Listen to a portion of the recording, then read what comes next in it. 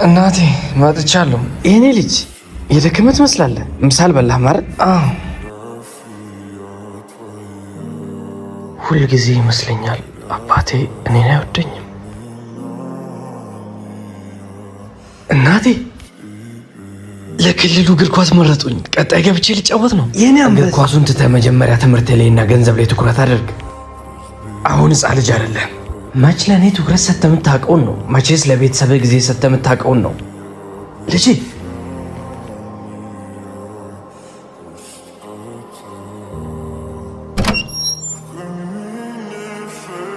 ልጄ ለምንድን ነው እንደዚህ የምትሆነው? ምንም ቢሆን እኮ አባትህ ነው። አባትህ ነው። እስቲ ንገሪኝ፣ ለአንቺም ሆነ ለእኔ የትኛውን ጊዜ ሲሰጥ አይተሽው ነው? ሁልጊዜ ትንሽ ችግር ሲፈጠር መጮህ። እሱን ተይው እስኪ። እንደ አባት አንድ ቀን አቅፎኝ ያውቃል? ታውቂያለሽ፣ አንዳንዴ ብቻዬን ቁጭ ብዬ አስባለሁ፣ ለምንድን ነው የአባትነት ፍቅር የሌለው? ለምንስ ነው ልጁ በመሆን የማይወደኝ ብዬ አስባለሁ። አባትህ ይወድሃል። አዎ አባትህ በጣም ይወድሃል ልጄ። አንዳንድ ጊዜ ቆመ ብለህ አስብ። ምኑን? ገና ሳይነጋ ሁሉም ከእንቅልፉ ሳይነሳ ነው ወደ ስራ የሚወጣው። በስራ ራሱን ለኛ አድክሞ ሁሉም ከተኛ በኋላ ነው ወደ ቤት የሚመጣው። በእጆቹ ተሸክሞ የሚመጣው ዕቃ ለእኛ እንጂ ለራሱ አይደለም።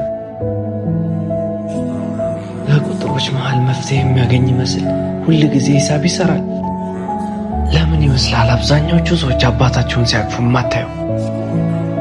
እናንተ የምትመለከቱት ዝምታውን እንጂ የተደበቁትን የደከሙ አይኖችን፣ በጠቆሩ መጋረጃዎች የሚያደርጋቸው ወርቅ ተግባሮቹ ማለቂያ የሌለውን ፍቅርና መስዋዕትነት በጭራሽ አትመለከቱ። የእኔ ልጅ ማን ደህና ነህ ብሎ ጠይቆት ያውቃል?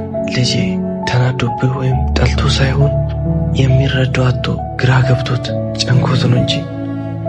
ጀግናው አባት ወደ ትዝታ ከመቀየሩ በፊት ሂድና ቀፈው።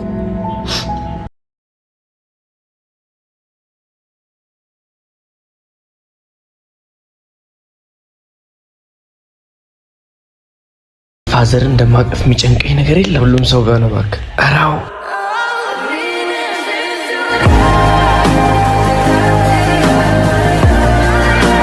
ቮቲንግ ተጀምሯል። ሊንክ ባዮ ላይ ያለ ሊንክ ውስጥ የገባችሁ ስልካችሁን ቬሪፋይ በማድረግ ክሬቲቭ ኤዲቲንግ ኤንድ ኢፌክት በሚለው ስር 08 ላይ ታገኙታላችሁ። ካያም ቮት ማድረግ ትችላላችሁ። እናመሰግናለን።